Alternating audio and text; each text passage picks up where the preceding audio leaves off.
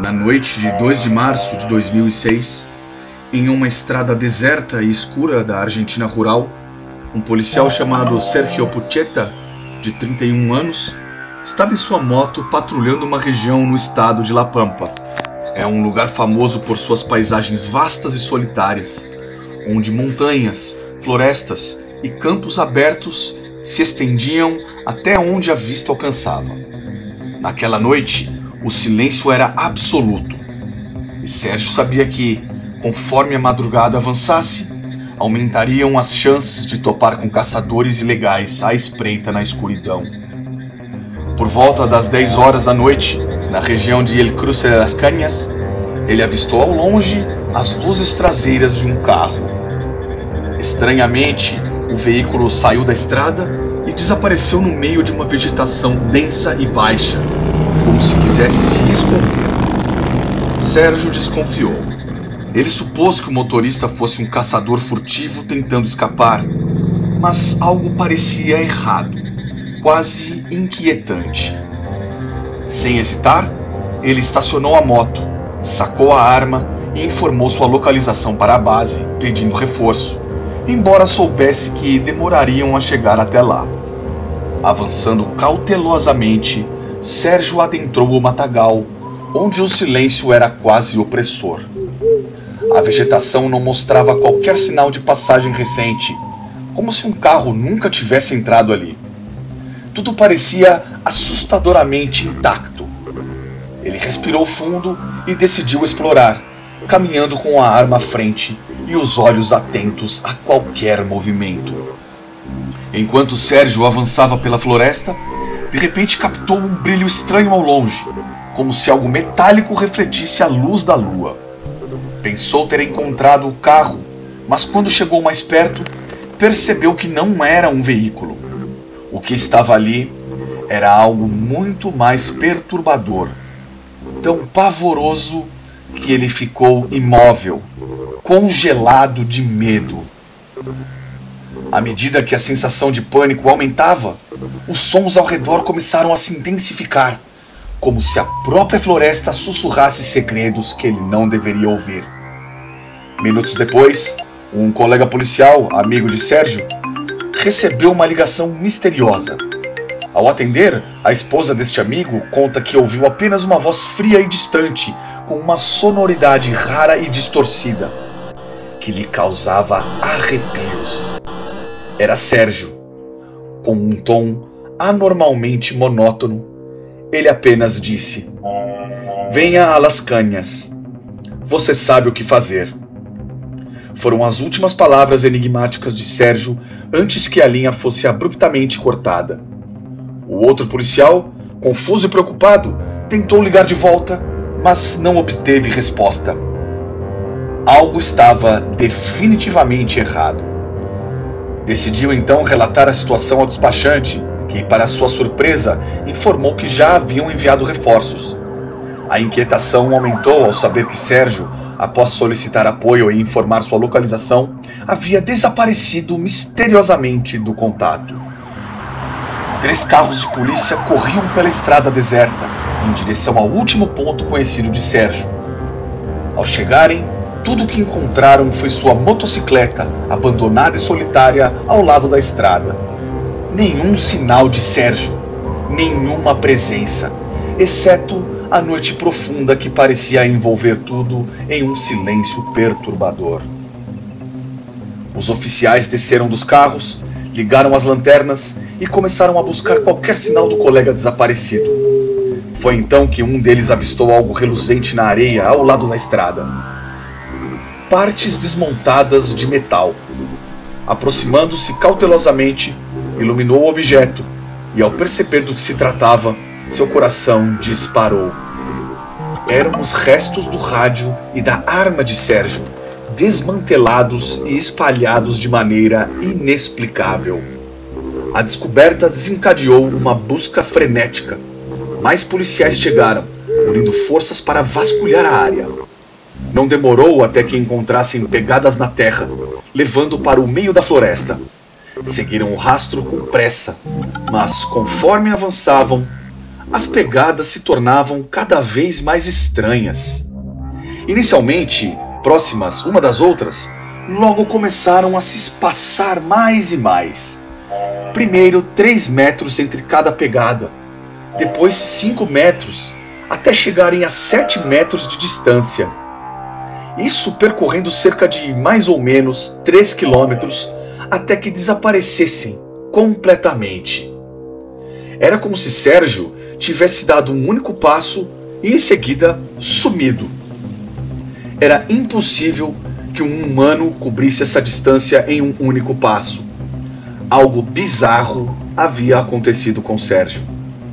Os policiais trocavam olhares inquietos enquanto seguiam um rastro surreal. Sabiam que aquilo não era humano. A clareza das marcas não deixava dúvidas. Mas como Sérgio poderia estar se movendo daquela forma? Em silêncio, percorreram uma trilha aparentemente impossível, que atravessava campos e bosques. A busca prosseguiu madrugada adentro, mesmo quando a chuva começou a cair pesada. Mas, além das pegadas impossíveis, não encontraram mais nada. Nenhum sinal de luta, nenhum vestígio de Sérgio, como se ele tivesse sido engolido pela própria noite. A polícia encontrou outro mistério no caso de Sérgio. Não havia absolutamente nenhum rastro dos caçadores furtivos que ele mencionou antes de desaparecer. Nenhuma marca de pneus, além das próprias marcas da motocicleta de Sérgio. Nenhuma vegetação pisoteada ou quebrada. Era como se ninguém, além dele, tivesse entrado naquela área. Também não havia sinais de luta, nada que explicasse por que o rádio e a arma de Sérgio foram encontrados desmontados à beira da estrada. Tudo parecia uma trama impossível e o enigma só se aprofundava. 18 horas depois, no dia 3 de março de 2006, um fazendeiro caminhava pela sua propriedade a cerca de 28 quilômetros de Las Cañas, quando avistou algo incomum ao lado da estrada. Apertando os olhos para enxergar melhor, viu uma figura encolhida na lama, imóvel. Curioso, o fazendeiro se aproximou e percebeu que o homem estava vestido com um uniforme de policial, completamente seco, apesar do solo estar encharcado de chuva torrencial que caía nos últimos dias. Como explicar isto? Ele chamou o homem, mas não obteve resposta. Aproximando-se ainda mais, notou que o oficial estava com os joelhos puxados ao peito, cabeça enterrada entre os braços e em um estado catatônico. Uma postura estranha, quase surreal para um adulto e principalmente um policial muito bem treinado. Desconcertado, o fazendeiro recuou e chamou a polícia. Quando os agentes chegaram, logo reconheceram um homem como sendo Sérgio. Ele continuava em silêncio, alheio ao que acontecia ao redor. Chamaram então seu superior, Marcelo Vigejas, que, ao chegar, conseguiu tirá-lo daquele transe. Sérgio o abraçou com força e caiu em prantos. Um desespero profundo, ininteligível. No hospital, ele estava ansioso, incomodado com qualquer toque e também com a luz, apertando os olhos e estremecendo ao mínimo brilho. Ele pedia incessantemente que deixassem o quarto completamente escuro. Para a surpresa dos médicos, não havia sinal de ferimentos, marcas de luta, nem indícios de desidratação ou cansaço, mesmo após as 18 horas de desaparecimento. A única normalidade eram estranhas queimaduras nas solas dos pés, como se ele tivesse caminhado sobre algo incandescente. Após horas de silêncio e inquietação, Sérgio começou a relatar o que aconteceu. Na noite anterior, enquanto seguia o suposto veículo dos caçadores furtivos, tinha visto um brilho metálico entre as árvores. Convicto de que havia encontrado o carro, aproximou-se, mas o que encontrou na escuridão foram 2 pares de olhos vermelhos e ardentes, apenas observando. Um calafrio o dominou. Aqueles olhos não eram humanos, nem pertenciam a nenhum animal que ele conhecesse. Antes que pudesse reagir, os olhos começaram a se mover em sua direção. Sérgio tentou gritar, mas nenhum som saiu de sua boca. Tentou se mover, mas seu corpo estava completamente imóvel, como se uma força invisível o controlasse. De repente, uma pressão insuportável o envolveu, e sua coluna se arqueou involuntariamente, empurrando-o para fora da floresta a passos rígidos e descompassados, como se fosse guiado contra a sua vontade. Numa marcha bizarra, Sérgio viu-se puxando seu rádio e sua arma, e estranhamente desmontando-os com as próprias mãos, contra sua vontade, deixando as peças caírem no chão, enquanto aquelas figuras de olhos vermelhos permaneciam a poucos metros, observando-o em silêncio inquietante. Foi só depois que ele se desarmou que a pressão sobre seu corpo aliviou. Ele tentou fugir, mas após dar poucos passos, sentiu um impacto forte nas costas, atirando-o para o céu. Era como se o chão desaparecesse sob seus pés. E então, ele não bateu no chão, e em vez disso, era como se ele estivesse sendo levantado para o céu, e por um momento ele apenas se importou com o ar, até que, abruptamente, qualquer força que estivesse segurando-o deixou ele ir.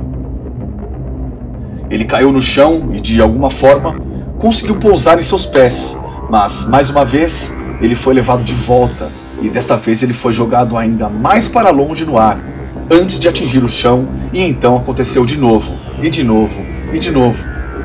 Enquanto isso acontecia, Sérgio percebeu que essas criaturas de olhos vermelhos deveriam ser os únicos no controle, e eles estavam brincando com ele. Eles sabiam que ele estava tentando escapar, mas eles não o pararam, apenas continuaram pegando-o e jogando-o para frente repetidamente. Isso explica as pegadas compassadas que a polícia encontrou. Sérgio começou a sentir seus pés queimando. A última coisa que ele se lembra é estar correndo através de um matagal, e de repente, parecia como se ele estivesse sozinho. Com o coração acelerado, ele olhou para frente, mas a visão o fez gelar. Diante dele havia uma parede de escuridão absoluta. Não havia chão, céu, estrelas ou lua, nada. Era um vazio negro, denso, como se estivesse na beira do próprio mundo. E então, mais uma vez, sentiu-se sendo puxado para o alto. Olhando para baixo, viu apenas o vazio, e no meio daquela escuridão sem fim, 2 olhos vermelhos o encaravam. O medo consumiu Sérgio, e tudo se apagou. Ele não tinha ideia ou memórias do que aconteceu e de como ele foi encontrado apenas 18 horas depois, a 28 quilômetros de distância. Na beira da estrada, absolutamente congelado, estava aflito que ninguém nunca seria capaz de explicar o que aconteceu com ele, incluindo ele próprio.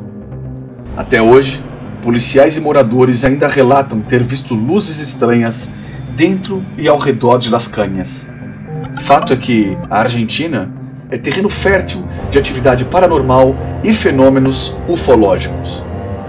Outro fato é que este é um dos casos de abdução mais importantes da história. Afinal, o ocorrido veio diretamente de um policial. O caso foi investigado por policiais e agentes oficiais do governo argentino. Existem provas materiais dos relatos, como as pegadas e os objetos desmontados largados no chão. E o chefe de polícia, Marcelo Villegas, até hoje defende Sérgio sobre a veracidade do ocorrido.